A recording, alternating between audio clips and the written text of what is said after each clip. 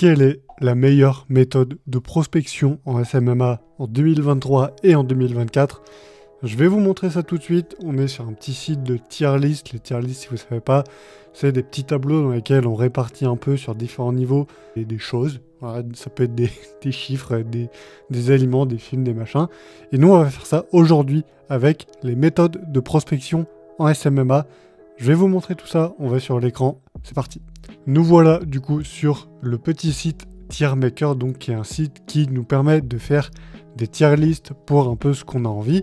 Et là du coup on a la tier list des méthodes de prospection en SMMA.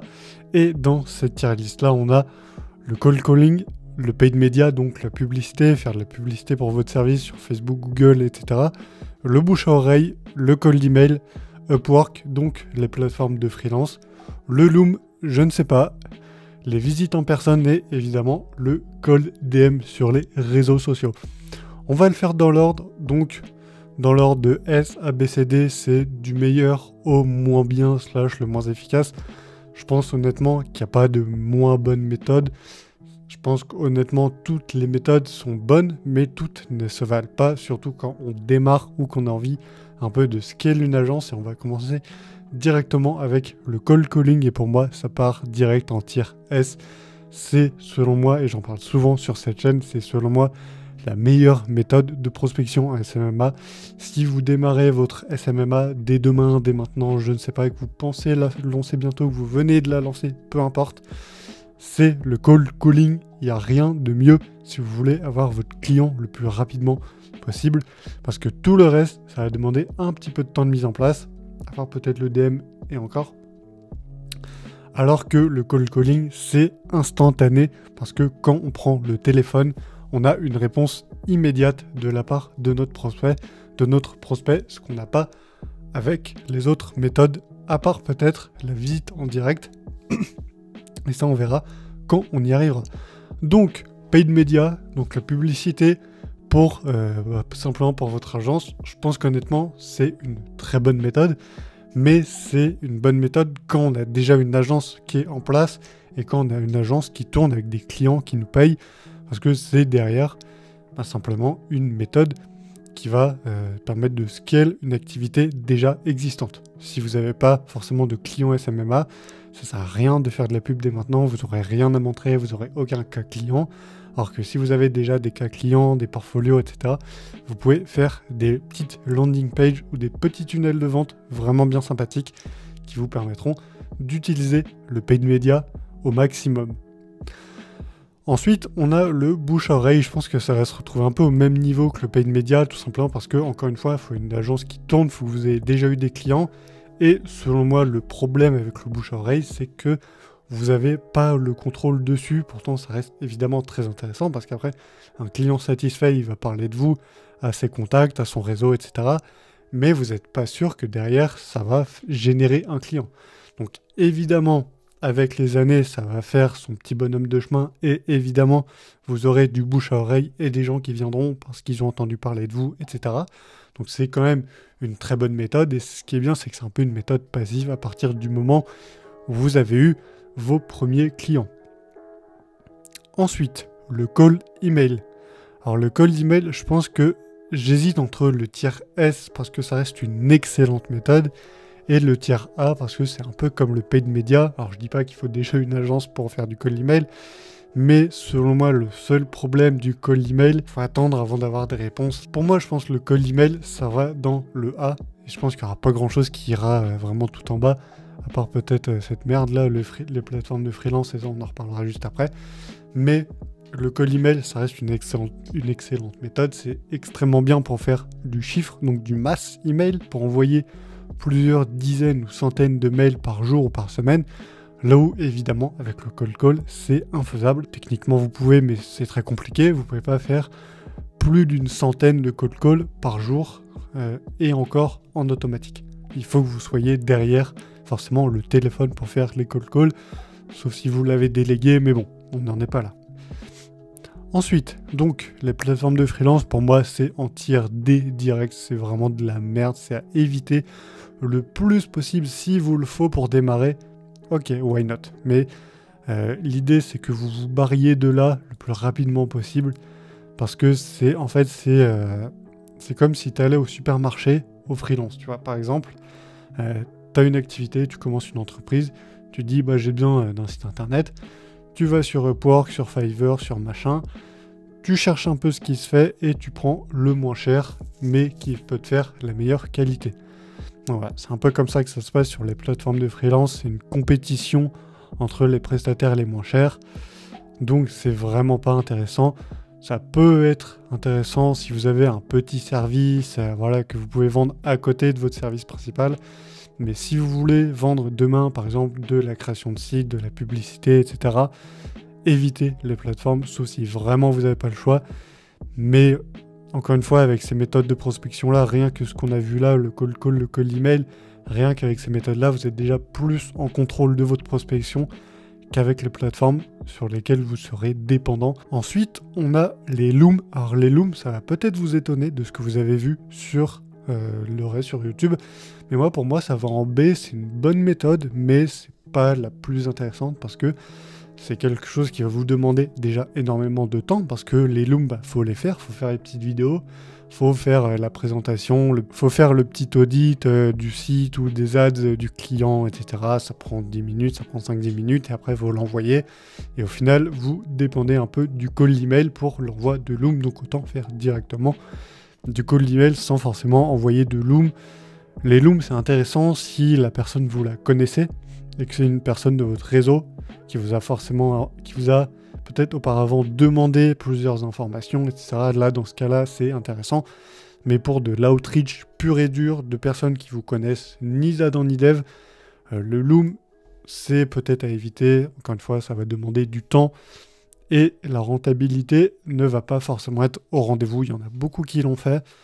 J'ai vu les retours, c'était pas exceptionnel. C'est une bonne méthode, hein, selon moi, ça reste quand même... ça a le mérite d'exister, on va dire. Mais voilà, c'est pas la meilleure méthode. Si vous avez du temps à investir dans un loom, faites du cold call, ça ira plus vite. Et ce sera plus efficace. Ensuite, la visite en direct. Alors pour moi, j'hésite. Il faudrait un petit tiers entre le S et le A dédié à la visite en direct parce que je vais le mettre là, je vais le mettre à côté du cold call. Parce que pour moi, c'est une excellente méthode. En fait, il n'y a pas forcément mieux, peut-être le cold call, mais le gros avantage que vous avez avec la visite en direct, c'est que vous allez voir en personne la personne, justement, donc le gérant, soit de l'établissement, de l'entreprise, etc. Et vous pouvez échanger directement avec elle, et ça, c'est un gros point fort, c'est quelque chose sur lequel vous pouvez énormément capitaliser. Le point négatif, le point faible de cette méthode, c'est qu'encore une fois, ça vous demande du temps, parce qu'il faut se déplacer chez les clients. Donc encore une fois, on part du principe que vous n'avez pas forcément d'autre chose à faire que de trouver des clients, donc vous avez le temps de vous déplacer chez vos prospects. Donc pourquoi pas en faire une petite dizaine dans la journée. Ça dépend, plus c'est loin, plus ça va prendre du temps. Mais si vous êtes dans une petite zone, c'est intéressant. Le problème, encore une fois, c'est que si vous arrivez à l'établissement d'un prospect et qu'on vous dit « Ah, bah le gérant, il est pas là, MDR. Ah, bah la personne responsable du marketing, elle est pas là. » Envoyez un email.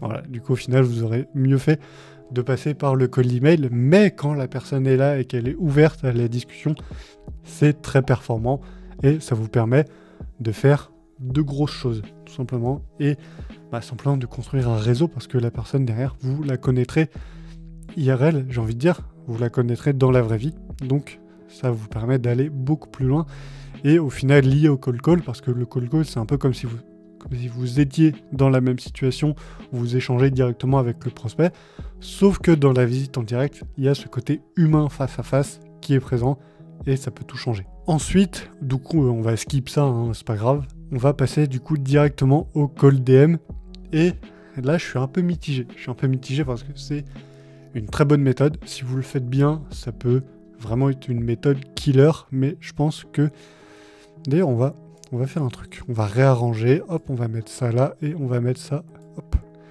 voilà. Le paid advertising, je le mets là, je vais me mettre le mettre en tier C, parce qu'on va partir du principe que ça ne correspond pas forcément au stade où on en est dans nos agences. Voilà, si vous êtes tout seul à travailler sur votre agence, que vous n'avez pas forcément de budget, c'est pas pour tout de suite le paid advertising, mais si vous avez du budget à investir dans votre marketing, c'est quelque chose qui peut être très intéressant. Encore une fois, si derrière vous mettez en place un petit tunnel de vente sympa. Je pense que de manière générale, aller vers vos prospects plutôt que les faire venir à vous, c'est quand même plus intéressant. Et du coup, on en revient au call DM.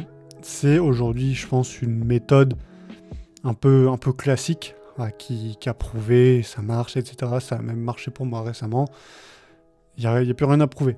Le seul problème avec cette méthode-là, et c'est pour ça que je ne la mets pas en tiers S, c'est parce que c'est de plus en plus compliqué, c'est de plus en plus concurrentiel, il y a beaucoup plus en plus de gens, ça veut rien dire, mais bref, on se comprend, il y a de plus en plus de gens qui se mettent à envoyer des DM, que ce soit sur Facebook, sur Insta, sur LinkedIn, etc.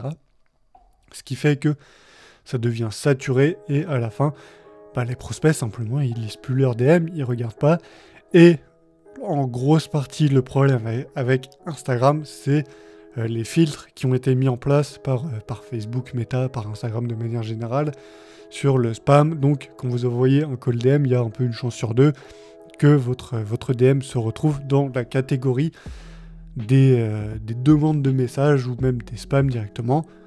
Et votre prospect n'ira simplement jamais regarder dans cette catégorie-là. Et il y a une raison. C'est parce que justement cette catégorie-là est faite pour qu'on n'aille jamais regarder dedans. Sauf peut-être les demandes de messages. Et encore, je suis pas sûr même qui regarde. Et c'est aujourd'hui un peu le seul problème avec Instagram. Parce qu'avec Facebook, tout ça, il n'y a pas forcément encore.